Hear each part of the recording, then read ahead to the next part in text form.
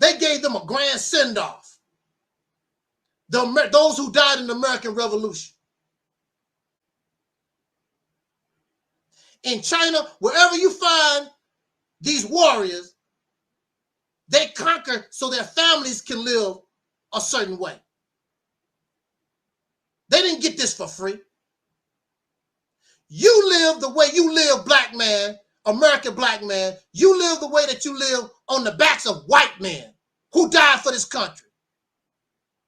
Because you ain't did a damn thing. You did help a little bit. And you should have asked for something. You dumb ass. Didn't ask for nothing. Black men was in the Revolutionary War. You was in Korea. You was in Vietnam. You was in all these damn American wars and didn't ask for nothing. You are now in Afghanistan. We American black men around the world willing to give your life for this country, and you don't ask for a damn thing. Y'all a bunch of punks and sissies. You willing to die for another man, but you won't die for your woman, your children, and for yourself.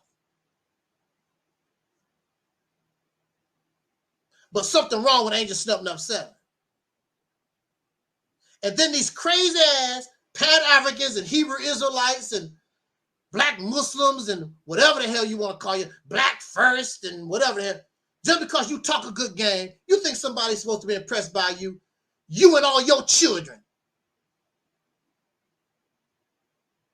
How dare none of them can make mockery of Operation Exodus Mississippi. None of them can make mockery of the Mississippi campaign. You accomplished nothing because you're not no warrior. Only a man can accomplish the Mississippi campaign. Real men, not no pussy mongers. If you implement it and can accomplish Operation Exodus Mississippi campaign, it will prove that you are a man once and for all. It would give you great reward. But you're not a man. So the only thing that make these men feel like men, because I got me some pussy. And then you go brag to these other men. Woo! Man, I'm tired. That gal sure gave me some pussy. I laid that pipe on her last night. You laid the pipe, but you don't know how to make the pipe that go in your house for the plumbing so water and gas can come in your house. The only thing you got is a damn ragged ass dick that you need some Viagra or that other crap for. That should be the least of your problems. If you want a woman, if you want children, then you need to provide for them. They need food, clothing, and shelter. You need to protect them from their enemies. You have failed. You're not a warrior. You're not a god. You have been mislabeled.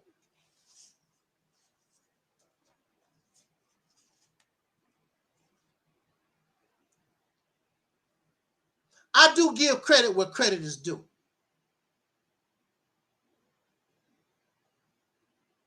And I would never take away something from somebody, credit that they did earn. I come from the place of the Nation of Islam. I come from the Nation of Islam, Elijah Muhammad, and Louis Farrakhan.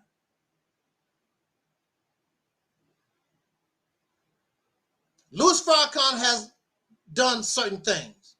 Matter of fact, I would tell you, I give the man credit. If it was not for Louis Farrakhan, chances are, me talking to you right now, it probably wouldn't have happened.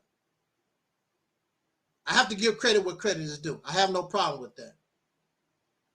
And certainly I would not be talking to you if it was not for Elijah Muhammad's teachings. I wouldn't be talking to us right now. I am a child. I am a consequence of Nation of Islam. They might not like that. You don't sound like no Nation of Islam, because I am what you're supposed to be. You're not no damn Arab. You don't need that damn religion no more. That was just a stepping stone so that you can come into your own. That's what it was. You're not supposed to be there with those damn people. You're not an Arab. You're not a Moor. You're not some funky ass Israelite. You use these things. We use these things in our infancy when we was immature. We use them as a stepping stone as we grow up. First grade, second grade, third grade. Now we're in college. That's what those things were. Those are kindergarten. That's why you can't mess with Angel Snub 7. Because we are in college here. You still in the third grade. Matter of fact, you happy to talk about your teacher, or he only had a third grade education, and Louis Farrakhan was a college dropout. What the hell you expect from them? But I think they could have done a lot better if they wasn't whoremongers. Elijah Muhammad, old as he was, still had to get more pussy because it was available. And that's what caused the whole Malcolm X scandal, because Elijah Muhammad had to get him some pussy outside of his wife, because the women that he get pregnant going to produce these special babies, and we still don't know what these special babies have done in 2022. And so Minister Farrakhan had to do the same thing. They just got to have pussy. If your mom, let me tell you something about the pussy thing. It messes with men's minds. It's a distraction when your mind is on pussy, because that's a natural desire. Ain't that right, Terry? That's a natural desire. It's a natural desire. But in order for a man to think properly, you got to get out of these women's panties. It distorts your thinking. You don't think properly. The only thing that's going on in your mind is her curves, her pretty face, her breasts and her legs, and woo, that's gonna feel so good. It's a distraction from what you need to do. So in these warrior cultures, you don't see them. You don't see women around them like that. These were killers. These was conquerors. What about these men that got on boats, didn't know where the hell they was going? You had to be a special man in order to get on a boat, and you don't see no land. I'm going to get on this boat and just go out here on the water, and you don't know where the hell you're going to end up. Special people. You have to have a mentality. I think Malcolm X would have did better had he stayed where he was. I think he would have handled the Nation of Islam crap much differently, but since he had a wife and his children, He didn't want them to get hurt. So he decided to sacrifice himself and just put an end to it all before Sister Betty and his children got hurt. See, as a warrior, as a conqueror, you can't think that way.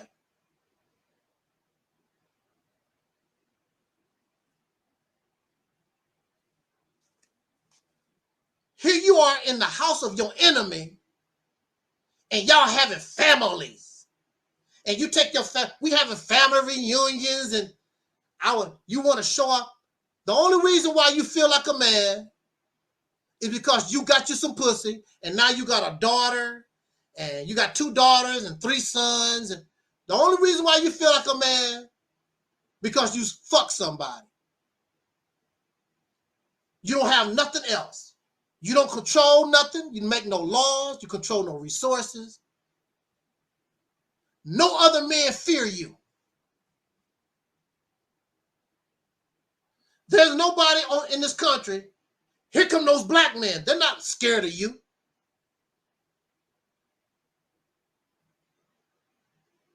They're not worried about you physically. And they're not worried about you economically. You're just a Pharaoh slave taking up room in America. Is that Angel Snub Number 7 fault? No.